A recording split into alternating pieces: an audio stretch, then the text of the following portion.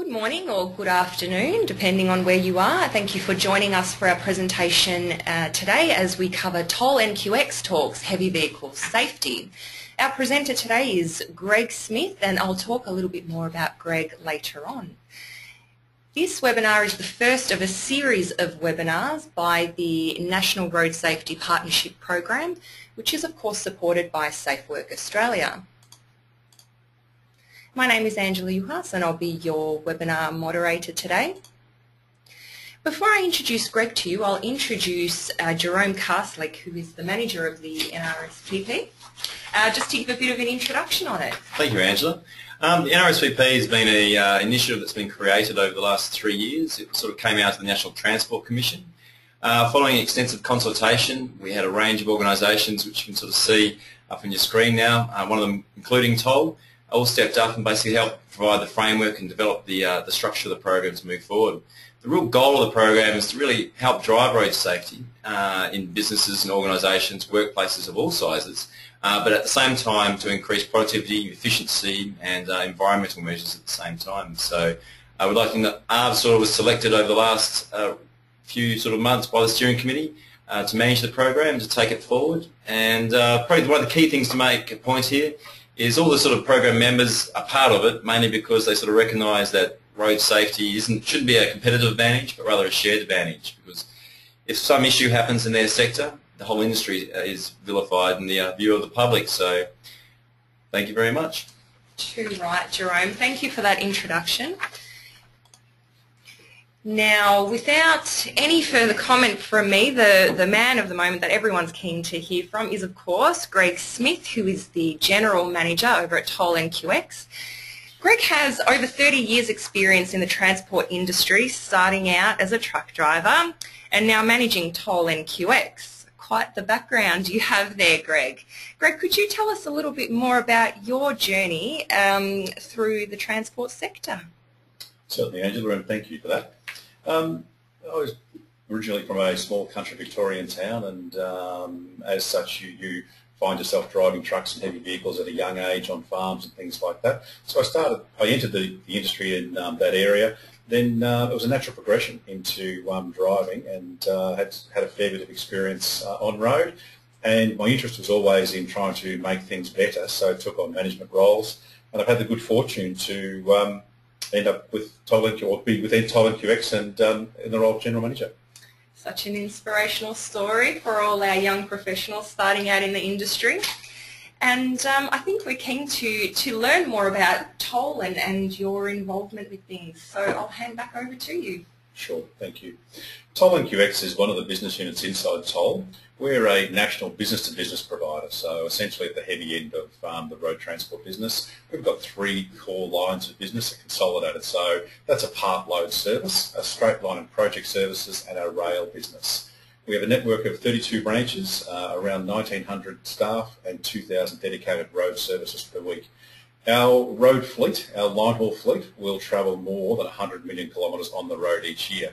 And that's a big part of the reason why we've had a real safety focus inside our depots, but that's not enough for someone who spends so much time on the road. We need to have a real on-road focus, and that's the path we've gone down. Wow, 100 million kilometres, goodness me. We've taken a bit of an industry leadership role in road safety. We're accredited, of course, with the NHBR, as you can see on the screen, for mass management, maintenance management, basic fatigue and advanced fatigue. We're also members of TruckSafe, which is essentially a quality management system specifically designed for the transport industry. And our National Line Haul Manager, John King, was recently awarded the Industry Excellence Award from the QTA for helping make Australia's road freight industry safer. John's been an advocate for on-road safety for all of the 15 years that I've been inside the business, and he's been a real driving force inside our business for improvement. The business of NQX, you can see on your screen the sort of customers we have. So they're at the higher end or the larger end of industry. They've got a very clear understanding of their responsibilities under chain of responsibility, but also the fact that we represent them on road, and they're very interested in what we're doing on road and how that reflects back on them. So our aim is to reach best practice in the industry, and that's a reflection for our customers on the way they're engaging with the community.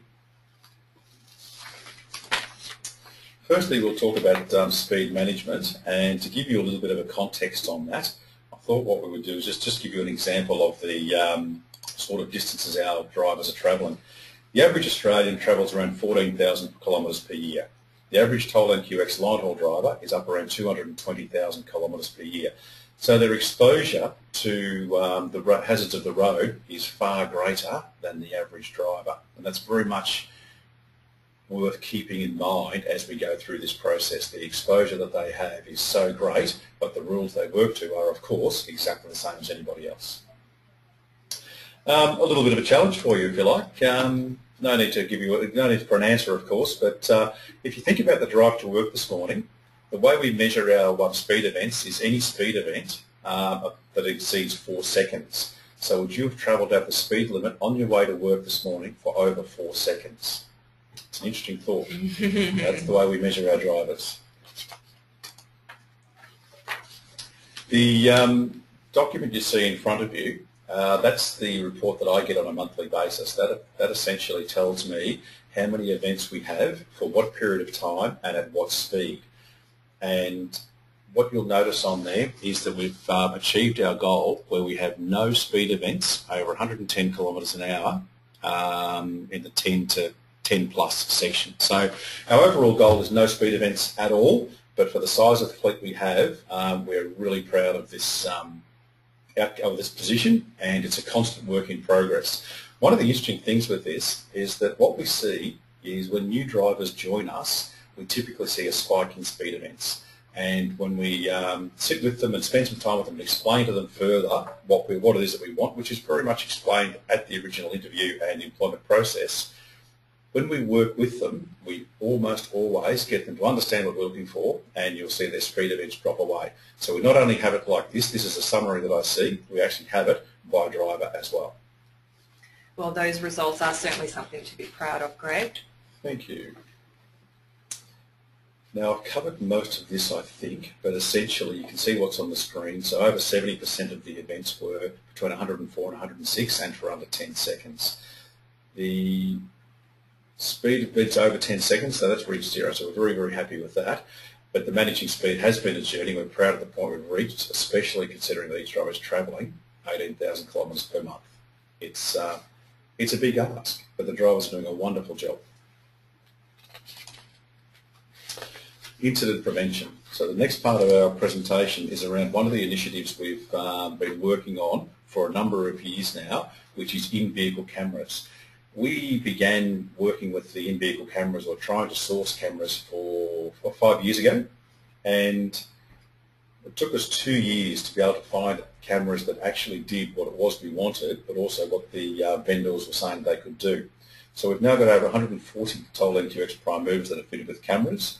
The camera constantly record in a loop, and what that means is it's a constant recording loop, and they record and dump after a period of time, so there's no long-term recording that's kept.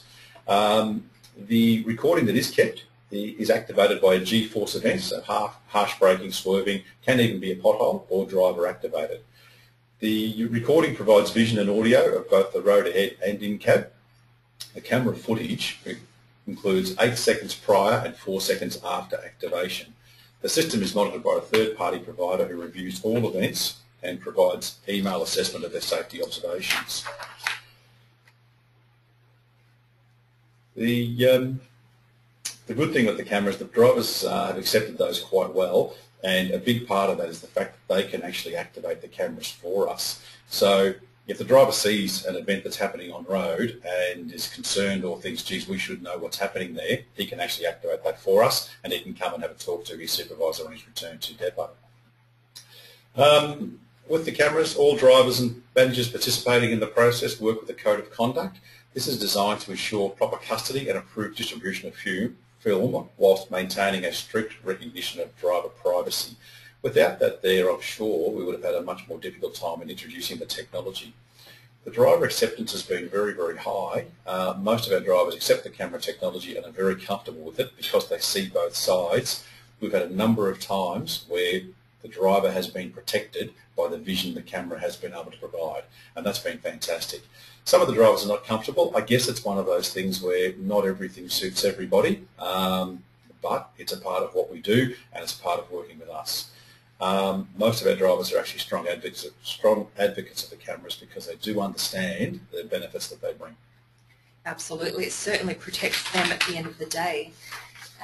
So would you mind taking a few questions, Greg?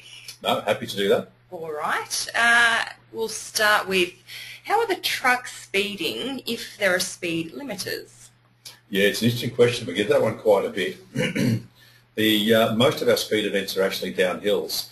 The speed limiter, it limits the speed of the vehicle under power, but has no impact on a speed coming down a hill.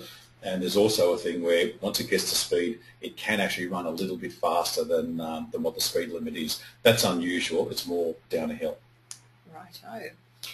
Caroline from Brake asks, if drivers are speeding, at what point do you pull up drivers on it, and what measures do you have in place for addressing the speeding issue? We wait until the vehicle exceeds over 104 kilometres an hour, and even then it's over a couple of seconds. So the event must be over 104 and over 4 seconds. That's the point where we'll actually have a conversation with the driver. And what it's all about is we're really trying to get the drivers to understand what we're trying to achieve and to adopt that themselves. So it's a counselling session, not necessarily a disciplinary session. Fair enough. Okay. Question here from Christopher.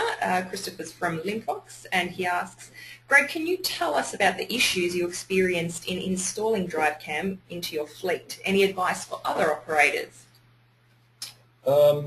Okay, we didn't really get too much opposition to the cameras. We put them into our line haul fleet up in North Queensland, and it's fair to say there are a fair number of events up there. We explained the opportunity for the operator to trigger the camera, and our drivers were fairly keen on that part of it. So there was a little bit of trepidation from some of them. There was the concept of, gee, Big Brother is watching, they're going to see everything I'm doing. When we explained that, no, that's not right, there's no kept footage other than the 8 seconds before and 4 seconds after an event, that gave them a real level of comfort. The code of conduct was key also, so that there's a understanding of how the information will be dealt with from a privacy perspective, and that opportunity for the operator to record. So we didn't get a lot of pushback. We put it into our line haul fleets in the north first, and then rolled it down through the rest of the country. I think consultation was the big piece, explaining to the drivers what the benefits were to them as well as to the business, brought them on board. So the key piece of advice I would give would be to clearly explain to the drivers what it is you're doing and what it is you're trying to achieve, and that consultation piece. Just taking it a little bit further, Gary of West Farmers Clean Eat asks, how long did the consultative process take you? We probably worked through a period of around 3 or 4 months. We knew we'd been looking for them for 2 years prior to we actually found some that were going to work, and we put a few pilot cameras in, so the drivers were a part of that pilot process. So they were seeing what was happening and they were aware on the way through. So I guess that would have been over a reasonably long period, 3 or 4 months, and that's to do as much as anything else with the pilot and then the actual implementation. So we had that opportunity to consult over a fair period of time, and we just made sure the drivers were involved. And how do drivers react when they see their own footage, their own accident footage? Well, it's mixed. One of the things that's really interesting is more often than not, the driver's memory of the event is quite different to what the footage says. And I'm no psychologist, but what we think that is that the brain is focused on the issue and driving the vehicle, not on remembering exactly what happened. So the drivers can get quite a surprise when they actually see what's happened as opposed to what they thought happened. So it can be quite different. On the other side of things, just the other week we had a piece of footage where one of our drivers has hit a pothole and it's triggered the camera. He's realised it would, and so as it's triggered, he's gone, whoops. And he actually said, oh, that'll trigger it, and he's given the camera a big smile and wave. So we've showed him that piece, and he got quite a laugh out of it. Aww. There are some good news stories then. Well, there's actually a lot of good news stories, and the big ones of the good news stories is where there have been on-road incidents and the drivers can be exonerated very, very quickly. We had an event quite recently where one of our drivers was involved in an incident, and the police understood we had the cameras in there, asked for the footage. We had the camera. We went through our normal privacy process, but the police had the footage within about 25 minutes to 30 minutes, and the driver was cleared that quickly. Oh. Now, that's great for the driver. There's no period of uncertainty. Absolutely. He knows he'd done everything he could do, and he was okay. So there's a lot of good news stories in the cameras. Wow, fantastic. All right, Greg, I'll let you move to the next stage of the presentation. Okay, the next piece is some actual camera footage. So we've got the consent from the drivers for all of these, and some of these are GForce activated, but some are actually driver activated as well. So what we'll do, as each one comes through, I'll just give you a little bit of a running commentary, but I'll leave the video speak for itself. So I'll say a few words before, and we might run through each of them twice. Good plan. Okay, so there's what the camera footage looks like when we see it. So the image on the left is looking inside the vehicle. The one on the right is looking down the road. So that's fairly clear. In each example, I'll let you know where to look, because what you find is you get distracted. You look at one screen or the other. So I'll give you a bit of a heads up. On this one, we had a driver who was looking to get something out of the fridge, and this has occurred on the Bruce Highway north of Brisbane. It's a GForce activated. Essentially, he's taken his eyes off the road for only a couple of seconds. That was enough for him to lose control. So if you look mainly to the left of the screen, you'll see what's happening with the driver. Near the end of the video, if you look to the right, you'll see an oncoming vehicle, and you can only imagine how frightening it would have been for that person.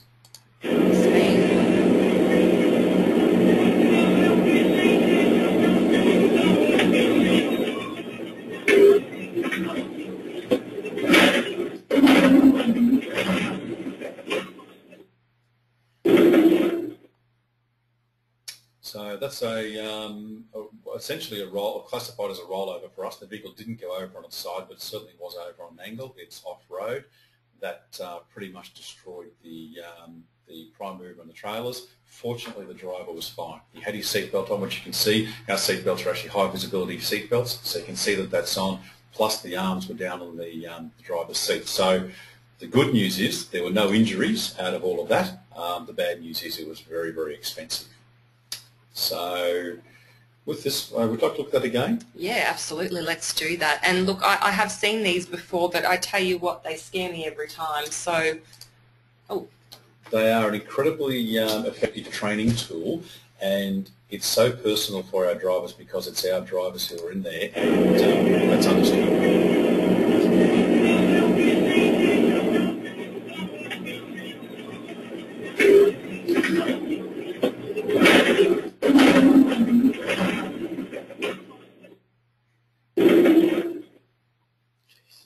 I do squirm in my seat every time. This one here, this shows how quickly things happen and why it's so critical that drivers are fresh and focused, not distracted at all.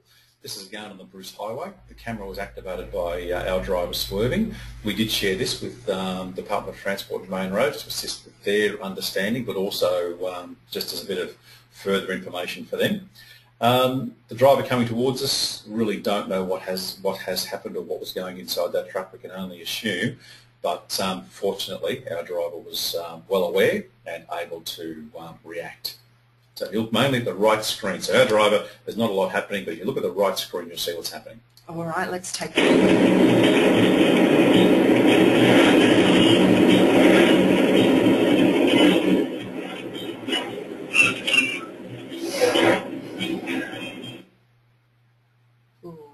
We might just run that one through once more. If you look at the right screen again, but if you look at the bottom right-hand corner, you'll notice the speed is there. Now, because it's GPS speed, it's a little bit slower than the real world. So our driver has, fortunately, seen what's coming, moved off to the left, and actually braked quite sharply to keep out of the way. But this is a frightening event.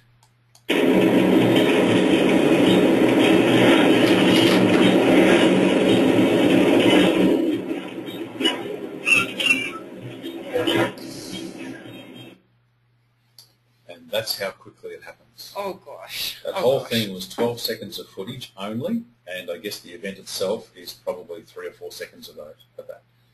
That's how quickly it happens. Okay, we'll move to the next one. This one is a motorist, and he's clearly in a hurry. This is between two of our trucks on the Bruce Highway again, driver activated. Again, our drivers both are focused on what's going on, and both of them actually brake and move to the side to allow let the driver get through. So I'll let this one go. So keep an eye on the right screen again.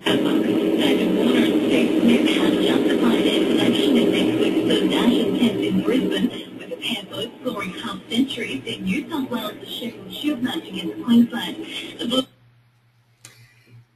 Do you know what amazes me about that? That driver's face doesn't even change. It's like he's seen this before. He's used to other drivers and road users making these kinds of silly decisions. And that's a big part of why the drivers have accepted the cameras so well, is they are seeing this every day. If there's anybody out there who has a fleet of vehicles on the road, doesn't think this is happening to their people, then honestly, they're just mistaken. Our drivers are very cool and very calm, and this is what they're seeing on a regular basis. We might just run that one quickly again, and what you'll notice is both of our trucks have to move over, and the one that we watch on the camera actually slows down markedly again in that bottom right corner. Scoring half centuries in New South Wales, the Sheffield Shield match against Queensland. And so our driver just puts it back on the road and just continues on. Business as usual. Yeah.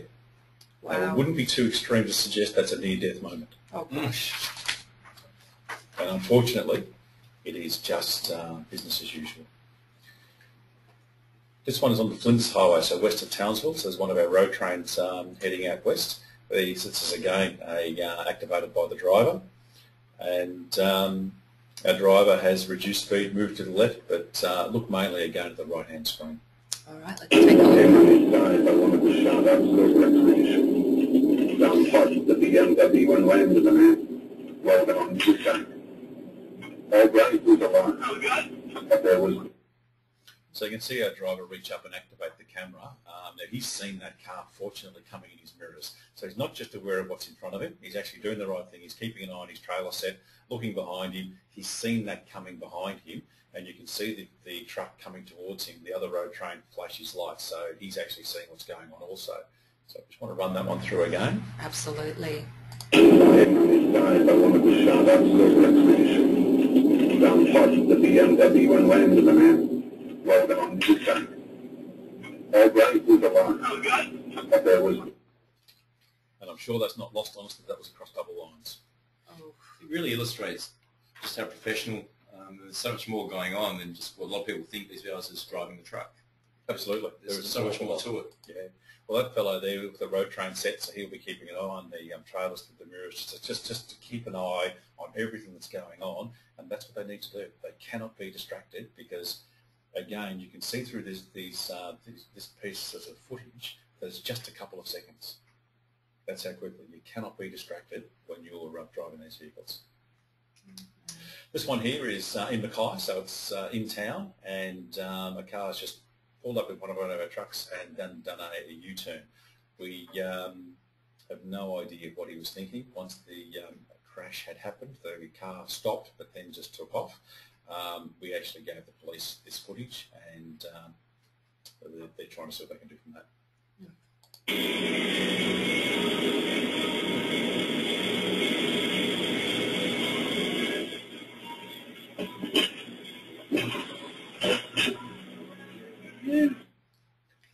Was the driver hurt? What was he thinking? No, it hit the very back corner of the car, so there wasn't a lot of damage to the car. There was a small mark on our truck. But the really good thing there is, so our driver comes back in, reports to his supervisor and says, listen, I've just had a crash. I don't know what's gone on. The car's continued on, but there's the mark on the truck. So there's no uncertainty. It's not a matter of, really, what did you do? We actually know exactly what the driver has done. We know what's going on, and our driver has done everything he can do. It's a 50-kilometre zone. He's travelling at 50 kilometres. He's hit the brakes. There's nothing he could have done differently to what he did. Let's have a look at that one again.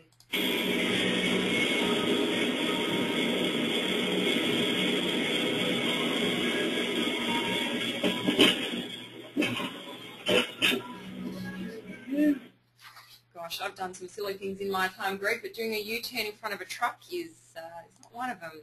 Difficult to imagine you couldn't have seen it coming. They are bright green, and they really do stand out. They certainly do. Oh, gosh.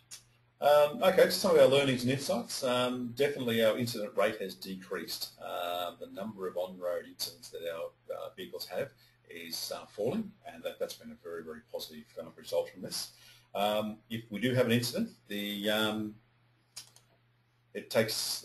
understand what's gone on very, very quickly, so it makes the investigation so much easier, and it provides certainty to what the root cause is. There's a group initiative where we're working in partnership with the Monash University to formally research driver behaviours with a view to working with equipment suppliers to optimise cabin layouts. And that's all around what we've found about distractions. What we don't want is drivers having to look around cabs to find a radio, to find a station on the radio, or to change a CD. We want to make sure that everything is in the driver's line of sight and easy to get to. Steering wheel controls, absolutely critical. Drink holders need to be in front of the driver so he doesn't have to reach into a refrigerator. He can actually, before he starts off, get his drink out of his refrigerator, put that in his drink holder, and then he's got that for his next driving spell. So we're doing a lot of work on that. The sort of improvements we've seen, it's an industry issue where drivers don't like wearing seatbelts. There's a comfort perception that's out there. With what we see, we're able to talk to our drivers about wearing the seatbelts, following too close, cornering too fast, using handheld devices. It's not just motorists. It's a community issue where people don't seem to be able to leave their phones alone and eating and drinking while driving. So we're seeing all of those things, and we're able to just talk with our drivers and just counsel them and try and find better ways to do what we need them to do and explain to them. It's all about making sure that they're not distracted so that they can actually respond to what's happening in their immediate environment. And seeing the footage, is that what really helps in changing that attitude? Yes, it does. Absolutely. And seeing the footage of their own workmates. If this is just stock footage from somewhere else, it's a bit like the ads on television. They can have an impact, but it's not personal. This is quite personal because our drivers know who it was that was involved, and they can talk to him and say, listen, I saw that footage. What actually happened there? And so it's much more personal, and we find that makes a real difference. Absolutely. Sharing our learnings with our team, what we do is we've got a fairly broad spread of drivers located all across the country, so it's not always easy to get to them. So what we do is we have an update program where we just send these sorts of very quick but brief notes out, just letting them know, listen, this is what we're seeing, or we're just sharing some of our learnings with them. This one here was the Christmas one, just basically saying it's Christmas coming. You know, make sure whether you're working or whether you're just taking your family somewhere, make sure you're playing your route. Make sure that you've got rest breaks in there, and be aware that there's a lot more traffic on the road and a lot more incidents can happen. Absolutely.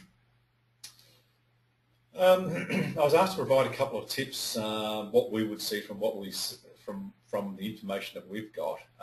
So just some tips for general motorists. Our top tips would be, and these are supported by the videos I think we've just seen, only overtake when you are absolutely positive that it's safe to do so. Following this tip will save lives. I think it's much better, I think we would all agree, we'd rather get there 5 or 10 minutes late than not at all. Absolutely. Tip 2, the truck driver will often deliberately try and maintain some space between the truck and the vehicle in front. He needs that little bit of extra space just for the slowing down and just to try and keep the flow of traffic moving. So just be mindful of that before cutting in and forcing them to emergency brake. And tip 3, hold back from heavy vehicles while they're turning. They do need space. That's an interesting one. It's been around for an awful lot of years, and I think it's even on the licence testing now these days, I believe, and still we have a number of issues where people try and sneak up the inside. So that would be my top tips. Well, many trucks do actually have that signage on the back of them. So they should all have it. It's very clear. Why people ignore the message, I don't know. All right.